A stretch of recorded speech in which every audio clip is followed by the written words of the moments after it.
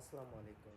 এই রোগীর মুখের ভিতরে যেগুলো দেখতে পাচ্ছেন হলুদ ধূসর বর্ণের, এগুলোকে ডেন্টাল ক্যালকুলাস বলে। এই ক্যালকুলাস থাকলে মুখের অধিকাংশ দাঁত নড়তে থাকে এবং এক পর্যায়ে নড়তে নড়তে পড়ে যায়। এই রুগীর আপাতত দেখুন ডান সাইডে 3টি দাঁত দেখা যাচ্ছে, তার বাম সাইডের দাঁতগুলো এই পাতার থাকার কারণেই নড়ে পড়ে গিয়েছে। সুতরাং আপনারা ডেন্টাল স্কেলিং ট্রিটমেন্টের মাধ্যমে এই ক্যালকুলাস বা পাথরগুলো রিমুভ করবেন। তাহলে আপনার দাঁতগুলো বৃদ্ধ বয়সেও পড়বে না, অনেক শক্ত থাকবে।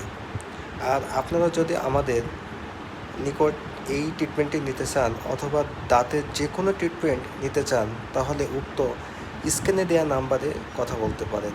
আল্লাহ হাফিজ।